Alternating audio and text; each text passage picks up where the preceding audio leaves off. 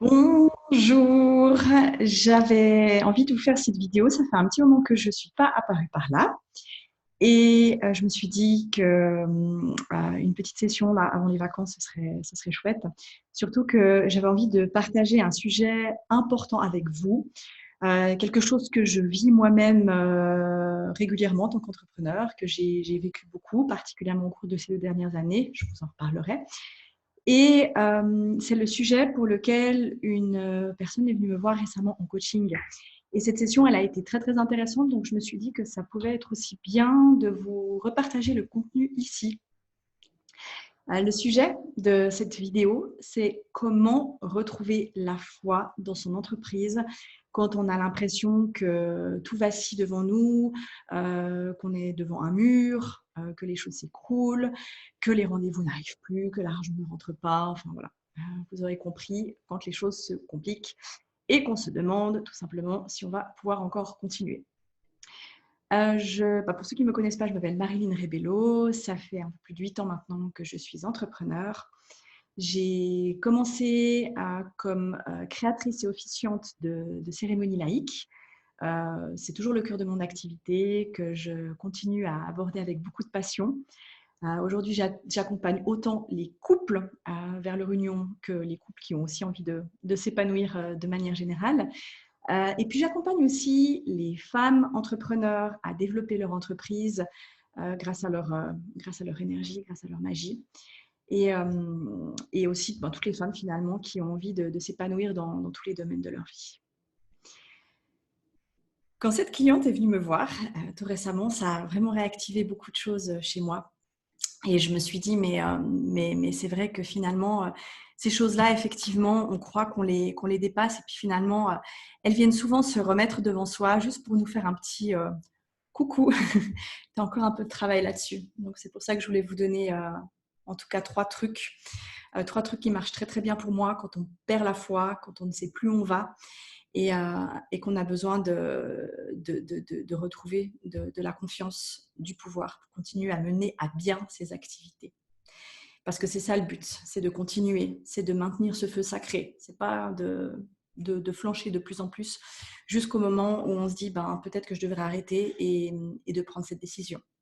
Parce que moi, je suis persuadée qu'on est tous là pour une bonne raison et que si on a eu cette flamme en nous de se lancer, de mener une activité à son propre compte, une activité du cœur, cette activité, elle a lieu d'être. Et comme je le dis souvent, ceux qui réussissent, ce ne sont pas forcément les plus intelligents, mais ce sont ceux qui n'abandonnent pas, ce sont ceux qui se battent. Et les personnes qui réussissent le mieux, ce sont aussi souvent celles qui sont passées par les choses les plus difficiles et les plus compliquées. Simplement, souvent on ne le voit pas, ou en tout cas, peut-être qu'on ne veut pas le voir. Mais en tout cas, c'est une certitude. La première chose, donc le premier conseil que j'ai donné à cette personne quand elle m'a dit mais écoute, voilà, j'ai perdu la foi, je ne sais plus, est-ce que je dois reprendre un job en tant qu'employé, je lui ai déjà demandé en premier lieu comment est-ce qu'elle pourrait se reconnecter à son plaisir, comment est-ce qu'elle pourrait retrouver sa joie intérieure. Finalement, c'est la clé de tout. C'est la clé de tout parce que là, on parle en potentiel énergétique. Moi, j'aime bien parler comme ça. Et tout est énergie. Tout est énergie. Donc, si on retrouve ce feu sacré, si on retrouve cette joie, si on est dans le bonheur, forcément, toute l'abondance, la richesse, tout va s'activer. Tout va s'activer. Donc, comment est-ce qu'on peut se reconnecter à ça? Donc, plein d'exemples. Ça peut être aller faire une balade, ça peut être prendre un bain, ça peut être appeler quelqu'un qu'on aime. Ça peut être aussi et surtout se reconnecter avec des choses qu'on aime dans son business. Finalement, réaliser, parce que peut-être parfois on a tendance à l'oublier, mais réaliser pourquoi on est là, pourquoi on s'est lancé, pourquoi on fait ce qu'on fait, pourquoi on y met autant de cœur, autant de passion. Et ça va être quelque chose de fondamental. Une fois qu'on se reconnecte à cette joie, à ce plaisir, on peut déplacer des montagnes parce que ça permet de galvaniser la créativité, de nouveau l'envie de faire, de se remettre en action. On dit souvent que, en tout cas, c'est une phrase que j'ai entendue assez souvent, que la motivation suit le mouvement.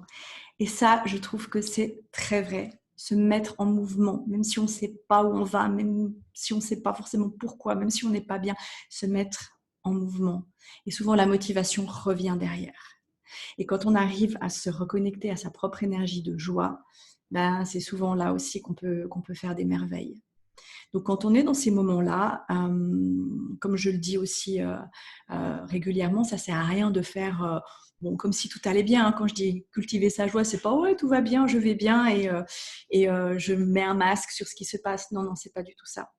Euh, il faut accueillir ce qui se passe. On a le droit de ne pas être bien, on a le droit de vivre un moment difficile, on a le droit d'être complètement euh, secoué par ce qui nous arrive.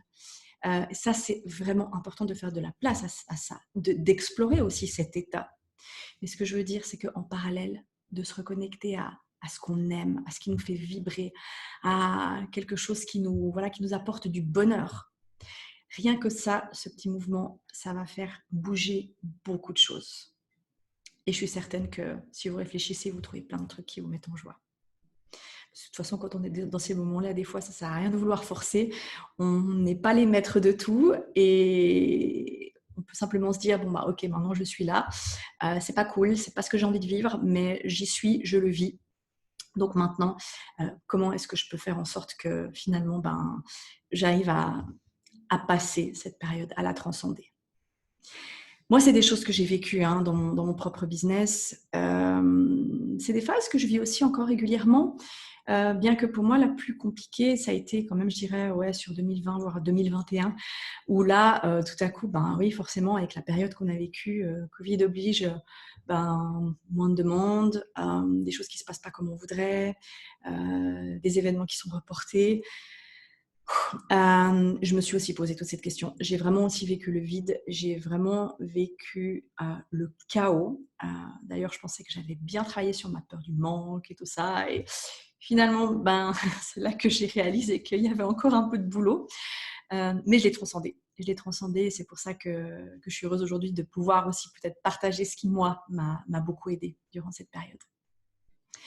Le deuxième conseil que j'ai donné à cette personne, c'est de cultiver la reconnaissance. Elle m'a dit, et je pense que c'est aussi quelque chose de tout à fait légitime, je l'ai vécu aussi, et bien évidemment, on n'est pas là pour juger, mais elle m'a dit que effectivement, elle avait encore quelques rendez-vous en ce moment, mais c'était très peu, ou c'est des rendez-vous avec des voilà qui amènent des tout petits montants, enfin voilà, pas ce qu'elle avait l'habitude d'avoir, et que finalement, en fait, c'était pas grand-chose. Et ce que je lui ai proposé, c'est peut-être aussi de donner de la valeur à tout ça, de la valeur comme si c'était des grosses choses. Parce que finalement, la valeur qu'on met sur les choses, elle nous est propre. Et le pire qu'il puisse y avoir, c'est d'être en inactivité totale, en inaction, que les choses soient complètement dormantes. Ça, c'est ce qu'on veut surtout, surtout éviter quand on a son entreprise. Ce qu'on veut, ce qu'on désire, c'est pouvoir continuer à être dans le flux, pouvoir continuer à faire ce qu'on est venu faire ici et maintenant. Donc, moi, je lui ai proposé d'honorer ces rendez-vous, de les honorer et finalement, quand elle les reçoit, même s'il peut y avoir un petit peu de déception, on est humain, c'est normal, mais de se dire, mais ok, mais il y a quelque chose qui arrive. Et cette personne, je vais aussi pouvoir l'aider, je vais pouvoir lui amener mon expérience, mon expertise. Et ça, c'est quelque chose de positif. Une autre petite chose que j'aime bien donner, c'est, voilà, finalement, des fois, on a l'impression que c'est des petites choses qui arrivent, qu'on fait des comptes d'épicerie. Alors, voilà, ça, c'est aussi des choses que j'ai vécues à certaines périodes. Mais néanmoins, ces petites choses cumulées, finalement, elles ont beaucoup, beaucoup d'importance. Parce que si on parle de, voilà, on a vécu un service, peut-être, ou deux, alors voilà, on a vécu deux services, on a vendu deux services à 50 francs, du coup, ça fait un montant de 100 francs. On se dit, bon, ben voilà, peut-être 100 francs, c'est pas grand-chose, mais peut-être que sur le reste de l'année, on a cumulé 9 900 francs. Et ces 100 francs, ils vont nous faire passer un palier des 10 000 francs. Et ça, énergétiquement, c'est hyper important. C'est hyper important parce que c'est pas grand-chose, mais on passe un palier. Et on se rend compte finalement que le chiffre, qui à la base n'était pas grand-chose, il peut prendre de l'ampleur. Et ça nous amène aussi, je dirais, à avoir une perception différente de l'argent, de l'énergie autour de l'argent. Et c'est pour ça que, voilà, pour moi, il n'y a pas de petits montants, il n'y a pas de petits services. Et quoi qu'il arrive, on l'honore, on fait du mieux qu'on peut. Et c'est souvent aussi cette marque de reconnaissance qui va faire qu'il y a beaucoup d'autres choses qui vont se développer et débloquer ensuite. Le troisième conseil que j'ai donné, c'est donner. Voilà, j'ai donné le conseil de donner. Si on est en train de stagner, si on sent qu'il y a quelque chose de bloqué, si on sent que ça bouge pas, ça n'arrive pas, pourquoi est-ce qu'on ne partagerait pas sur ces services en donnant, en faisant découvrir? Peut-être que ça va nous permettre d'accueillir une nouvelle personne qui va adorer ce qu'on fait puis qui va devenir une super cliente par la suite. Moi, ça m'est arrivé en tout cas. Ça va permettre aussi finalement de déployer toute l'énergie aussi autour de ce qu'on fait, pourquoi on le fait. Ça permet aussi de se reconnecter à ce qu'on aime. Je suis dans l'action, je fais ce que j'aime faire et je ne suis pas dans l'inaction en train de laisser le flux bloqué. Et il y a plein de choses pour ça qu'on peut faire. On peut offrir un service, on peut faire un concours, on peut, pourquoi pas, inviter quelqu'un qui offrir un bon à quelqu'un. Enfin, voilà, il y a 1000 manières de faire. Mais quoi qu'il en soit, je pense que le fait d'être dans cette vibration, cette idée de donner sans rien attendre au retour, c'est souvent ce qui amène les plus beaux retours. L'idée là, c'est de se détacher de l'argent. C'est sûr qu'on a besoin d'argent pour vivre. C'est certain que ça apporte aussi beaucoup de liberté. Le seul souci qu'il y a quand on est dans ces phases de vide, où on a l'impression qu'on flanche complètement, l'attachement à l'argent peut devenir quelque chose de négatif parce qu'on s'accroche, on crée vraiment une sorte de tension. Et qu'est-ce qui se passe? Ça fait justement que ça bloque encore plus et l'argent arrive encore moins et finalement on n'arrive plus. Alors que si on se reconnecte à pourquoi on fait ce qu'on aime, pourquoi on s'est lancé là-dedans, si on va vraiment chercher dans le cœur, dans le plaisir, dans la vie autour de ça, on se rend compte finalement que quand on a initié tout ça, c'était pas pour l'argent, c'est parce qu'on avait un grand but, qu'on avait une mission, qu'on avait une belle idée en tête et que c'était ça qui nous a motivés en premier lieu. Là, c'est pareil. L'idée, c'est vraiment de retrouver cette flamme du début, cette espèce ce but finalement qui était possiblement complètement désintéressé. Et de se dire, mais voilà, ce que je fais, ok, c'est bien si ça m'amène de l'argent, mais peut-être que voilà, aujourd'hui, ce n'est pas le but premier. Aujourd'hui, le but premier, c'est que je sauve mon entreprise, c'est que je puisse continuer à faire ce que j'aime, c'est que je puisse continuer à apporter mes services au monde.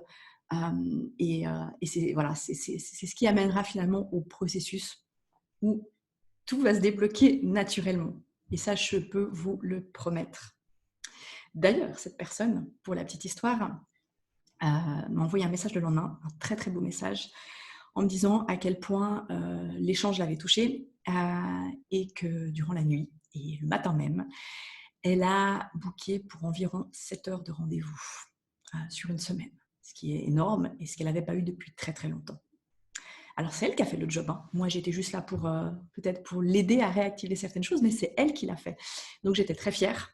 J'étais vraiment très fière et finalement c'est une belle démonstration de voir comment simplement, si on est OK, si on est ouvert à faire ce travail, si on est disponible à entendre ce qu'on est venu aussi souvent demander, vraiment la magie peut avoir lieu. La magie peut avoir lieu et des fois il suffit simplement de petites choses qui sont là dans le mental, qu'on va vraiment essayer de casser, qu'on va essayer de débloquer pour aller vraiment là où on est censé aller et où toutes les portes vont s'ouvrir ou se réouvrir devant nous pour nous montrer qu'on est sur le bon chemin.